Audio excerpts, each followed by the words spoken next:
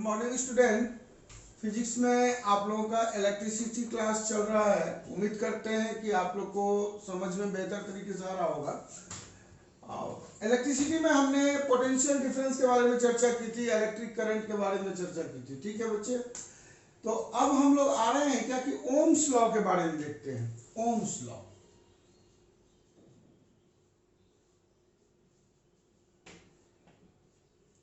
तो Ohm's law है क्या एक्चुअल? तो ओम्स लॉ के बारे में हम जानते हैं कि एट कांस्टेंट टेम्परेचर, ठीक है, at constant temperature current flowing through the conductor is directly proportional to the potential difference across its ends.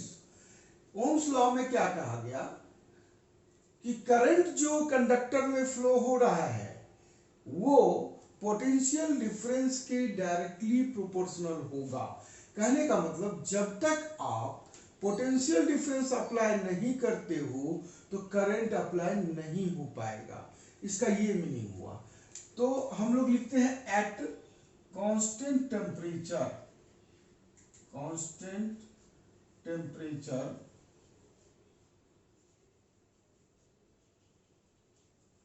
Current flowing through the conductor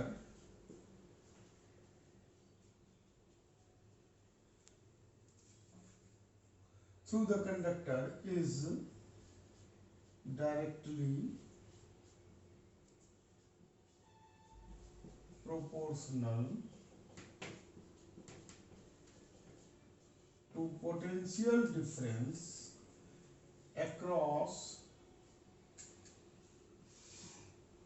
its ends। तो हमने कहा कि ओम्स लॉ क्या है? टेम्परेचर को आप कांस्टेंट रखते हुए ओम्स लॉ वैरी करेगा। टेम्परेचर चेंज करोगे ओम्स लॉ वैरी नहीं करेगा। कहने का meaning at constant temperature current flowing through the conductor is directly proportional to potential difference across its end। कहने का मतलब by Ohm's law में क्या कहा गया? V directly proportional to I। इसका मीनिंग V इक्वल, ये देखो बच्चे डायरेक्टली प्रोपोर्शनल और इक्वल दोनों में कुछ ना कुछ तो डिफरेंस है, स्लाइटली डिफरेंस है। इक्वल साइन दे दोगे तो एक कांस्टेंट देना होगा, यहाँ कांस्टेंट R देते हैं। R जो हुआ इसको हम लोग प्रोपोर्शनलिटी कांस्टेंट कहते हैं। यहाँ लिख देना at constant temperature, constant temperature where R is proportionality constant. तो R को क्या कहेंगे बच्चे? प्रोपोर्शनलिटी कांस्टेंट कहते हैं। इसका मीनिंग हुआ कि R इक्वल क्या आया? V by I। अब इससे क्या सब कंक्लूजन आ रहा है बच्चे? कंक्लूजन जो आया क्या आया? एक तो कंक्लूजन आया बच्चे, ये जो रेजिस्टेंस है ये तो कांस्टेंट है, यानी V और I का रेशियो हमेशा कांस्टेंट होगा।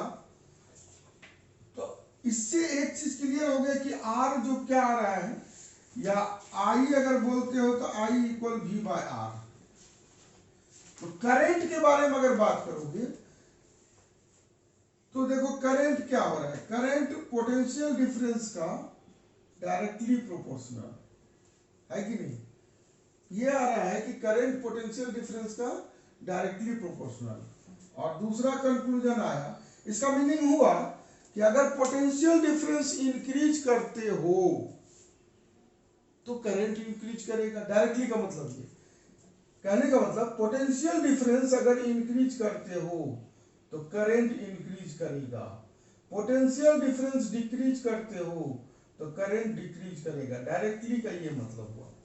ठीक है बच्चे, और दूसरा कंक्लूजन आया क्या चीज कि I जो है वो इनवर्सली प्रोपोर्शनल होगा रेजिस्टेंस का। ये दो कंक्लूजन आपके सामने है according to Ohm's law. Ohm's law में बताया गया कि अगर रेजिस्टेंस बढ़ेगा तो करंट डिक्रीज होगा, रेजिस्टेंस डिक्रीज होगा तो करंट इंक्रीज होगा।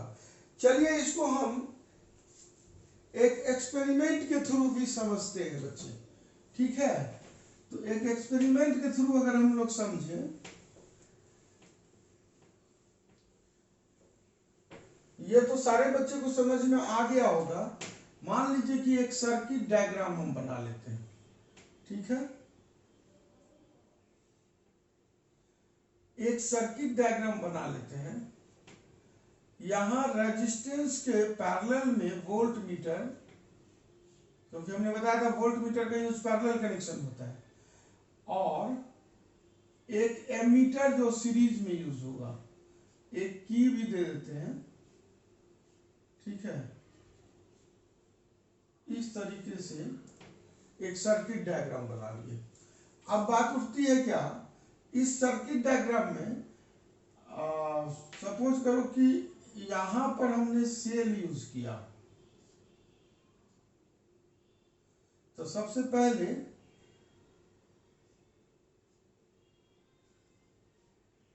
ये एमीटर,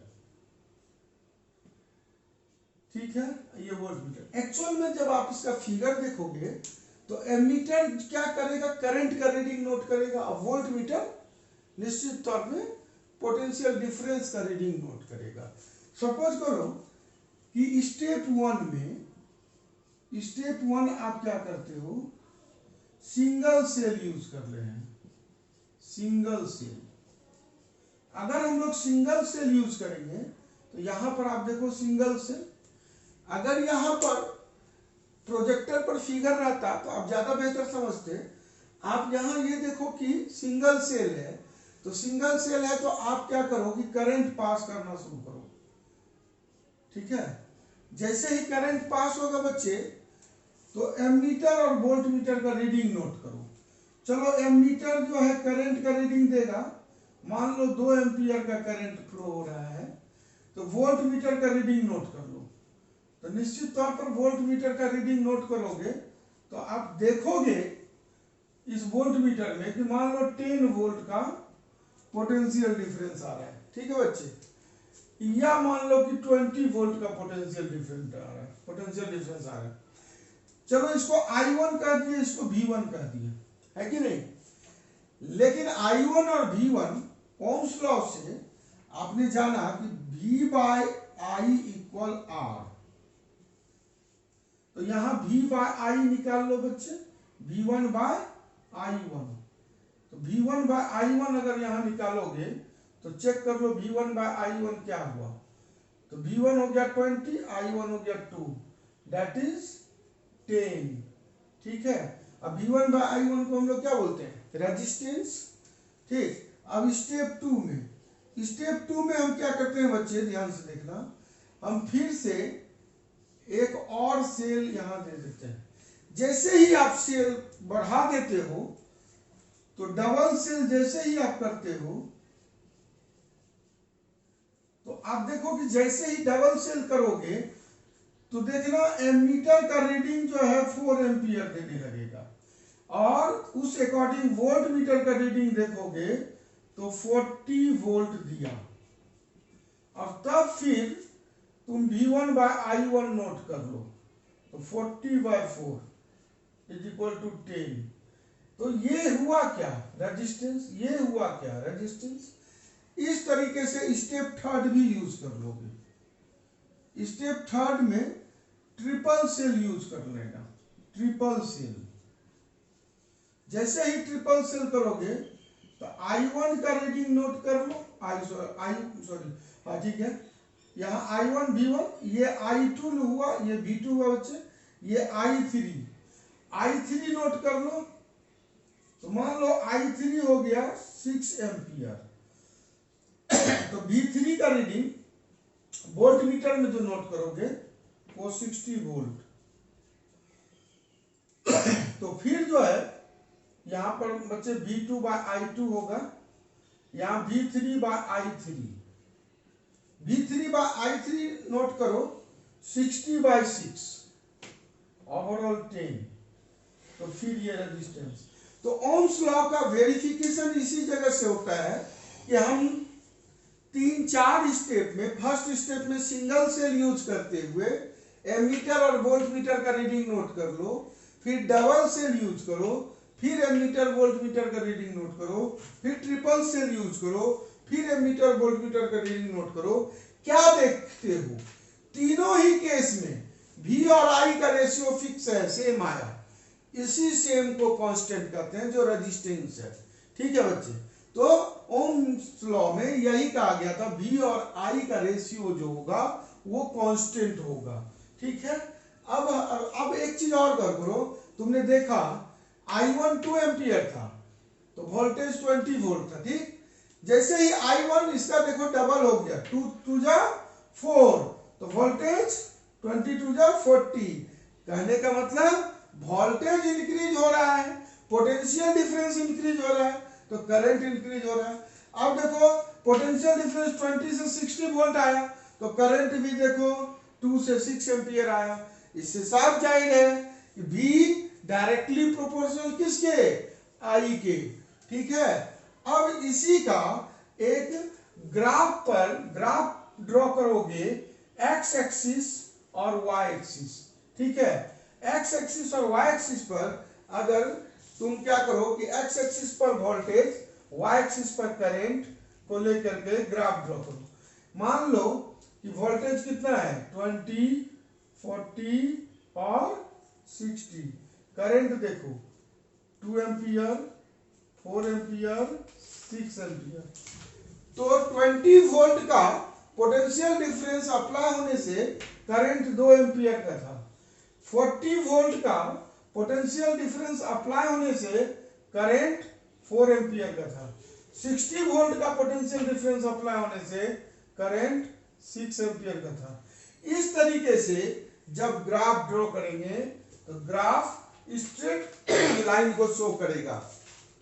तो ये ऐसा तुम पढ़े होगे कि ग्राफ स्ट्रेट लाइन को शो करता है, और तुमने क्लास 9 में पढ़ा होगा, अगर वो टाइम एक्सिस के इंक्लाइनेशन है और स्ट्रेट लाइन है तो हम लोग वहां पर क्या पढ़ते थे, उसको कांस्टेंट स्पीड, कांस्टेंट वेलोसिटी, इस तरीके से। तो यहां पर क्या हुआ, ग्राफ स्ट्रेट लाइन को शो किया, इसका मतलब V और I का ग्राफ स्ट्रेट लाइन हुआ, यानी V और I का रेशियो कांस्टेंट हुआ। ठीक है, कोई दिक्कत बच्चे नहीं हुई होगी आप लोगों को। इस तरीके से मैंने ओम्स लॉ को क्लियर किया।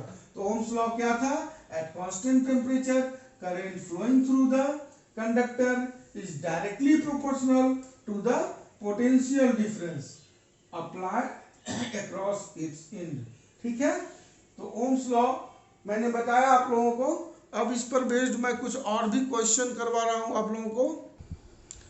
ओके स्टूडेंट, आपके लिए क्वेश्चन है, can there be any current without potential difference? Option yes और नो। मात्र एक क्वेश्चन है, हमने दिया, आंसर आपको बताना है। आज जब क्लास देखोगे, देखने के बाद आप आंसर बताना कि can there be any current without potential difference. मैं देखना चाहता हूं, और दो ही ऑप्शन है, कितने बच्चे यस लिखते हैं और कितने बच्चे नो। चलो नेक्स्ट क्वेश्चन देखते हैं, question number 2। How much current will an electric bulb, कह रहा कि एक इलेक्ट्रिक बल्ब कितना करंट ड्रॉ करेगा, किससे, 220 वोल्ट सोर्स से, if the resistance of a bulb filament is 1200 ohm. Simple, resistance कितना है बच्चे, रेजिस्टेंस है 1200 ओम। ठीक है, और V कितना है, 220 वोल्ट। तो निश्चित तौर पर आपको Ohm's law V equal IR, current निकालना है, I इक्वल V/R। ठीक है ना, पहले जो गिवन है वो लिख दो, कैलकुलेट क्या करना है, I ओम्स लॉ अप्लीकेबल करो, Ohm's law V equal IR, तो I इक्वल V/R।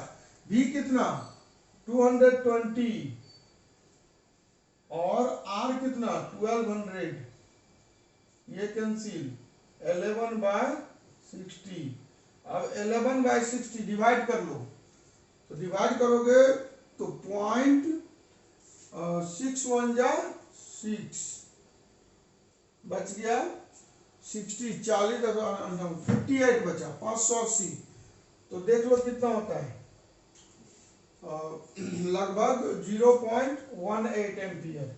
चेक कर लोगे बच्चे, तो ऑप्शन सी आ रहा है। तो उम्मीद था आप सारे बच्चे को पता चल गया होगा। अगर ये समझ में आ गया तो ओम्स लॉ पर बेस्ड नेक्स्ट न्यूमेरिकल मैं दे रहा हूं, देखिए।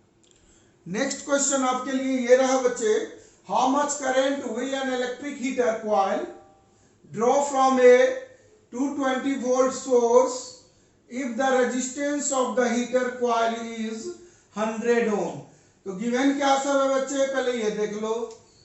पोटेंशियल डिफरेंस आपको पता है 220 वोल्ट है, ठीक है। और क्या गिवन है, तो रेजिस्टेंस का वैल्यू आप 100 ओम देख रहे हो, रेजिस्टेंस का वैल्यू 100 ओम। तो ओम्स लॉ के अकॉर्डिंग V इक्वल IR होता है, ठीक। आपको करंट निकालना है, फाइंड आउट करना है। तो current is equal to V by R, ठीक है बच्चे। V कितना 220 और R कितना 100, एक zero cancel, 2.2 ampere. Very simple question. उम्मीद करते हैं आप किसी भी बच्चे को इसमें परेशानी नहीं हुई होगी, ठीक है बच्चे। चलिए नेक्स्ट क्वेश्चन देखते हैं। नेक्स्ट क्वेश्चन बच्चे आपके लिए है, the potential difference between the terminals of an electric heater is 60 volt। चलिए 60 वोल्ट का पोटेंशियल डिफरेंस है when it draws a current of 4 ampere. जब 4 एम्पियर का करंट उस वक्त ड्रॉ हो रहा है तो कितना पोटेंशियल डिफरेंस है, 60 volt from the source. What current will the heater draw, कितना करंट हीटर ड्रॉ करेगा अगर पोटेंशियल डिफरेंस बढ़ा के 120 वोल्ट कर दिया जाए। तो बच्चे आप एक चीज तो जान रहे हो, ओम्स लॉ बहुत अच्छी तरीके से पढ़े हो। अगर मान लो ऑप्शन डाल दिया जाए कि पोटेंशियल डिफरेंस इंक्रीज, क्या कैलकुलेट करना है, करंट। मान लो ऑप्शन डाल दिया जाए 2 ampere, 4 ampere, 6 ampere, 8 ampere. Suppose करो कि ये ऑप्शन डाल दिया जाए, तो कोशिश हम लोगों की ये होनी चाहिए कि डायरेक्ट आंसर बताएं, क्योंकि एमसीक्यू है, ये बोर्ड एग्जाम के पॉइंट ऑफ व्यू से इंपॉर्टेंट एमसीक्यू। ऐसे में जो भी आपको न्यूमेरिकल्स बता रहा हूं बहुत ज्यादा टफ नहीं पूछा जाता है, और वो सारा numericals board examination point of view से इंपॉर्टेंट है, ध्यान रखना बच्चे। तो यहां पर आप तो जान रहे हो कि V directly proportional to I होता है बच्चे, कंफर्म। तो पहला केस जब आप देखोगे तो पहला केस में V1 डायरेक्टली प्रोपोर्शनल I1, दूसरा V2 directly proportional I2, confirm. V1 I1, तो देखो क्या है, V1 कितना है 60 और I1 कितना है 4। तो निश्चित है कि यहां पर है V1 60 और I1 4 है, ये है 60 और ये है 4, ठीक। अब अगला देखो, आगे चेक कर लो, 120 वोल्ट हो गया है, V2 कितना हो गया है, गौर करो बच्चे, 120 वोल्ट। ये देखो तो 60 का ट्वाइस है ना, तो वोल्टेज डबल हो गया, पोटेंशियल डिफरेंस डबल हो गया, और डायरेक्टली प्रोपोर्शनल करंट का होता है, तो निश्चित तौर पर करंट भी क्या होगा, डबल हो गया, 4 to the 8 एम्पियर। तो उम्मीद करते हैं कि अगर 60 से 120 वोल्ट हो गया तो ये भी डबल हो जाएगा। अगर इसका हम लोग मान लो कि 2 मार्क्स में दे दिया तो इसका मैथमेटिकल प्रूफ की बात हो जाएगी। अगर मैथमेटिकल प्रूफ होगी तो क्या करोगे, तो सीधा सा बात है कि हम लोग जानते हैं कि यहां पर V1 bye V2, V1 bye V2, तो V की जगह क्या लिखोगे, I1 R, V2 की जगह I2 R।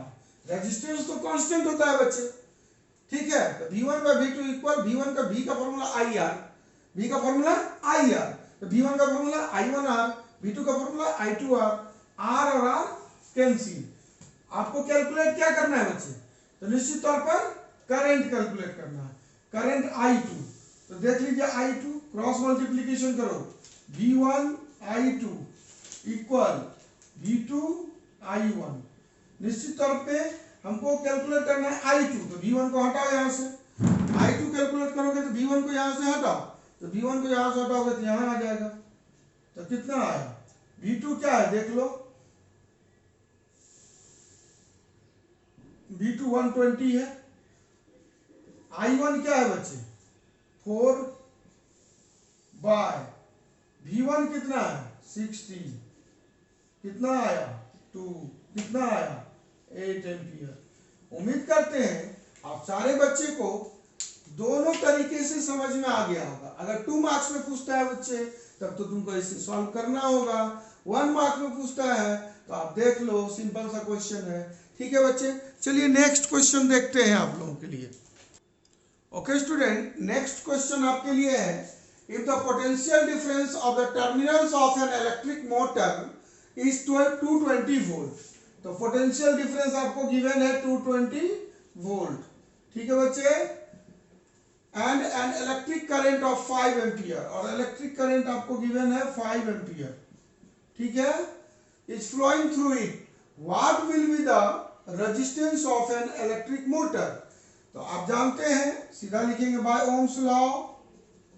पहले रेजिस्टेंस आपको फाइंड आउट करना है, ये तीनों फिजिकल क्वांटिटी ओम्स लॉ में आएगा। तो ओम्स लॉ से V इक्वल आई आर, आपको फाइंड आउट करना है रेजिस्टेंस, तो रेजिस्टेंस इक्वल V बाय आई। ठीक है, चेक कर लो, रेजिस्टेंस इक्वल V बाय आई, V गिवन है 220 बाय आई कितना 5, 44 एम्पियर। Very simple question.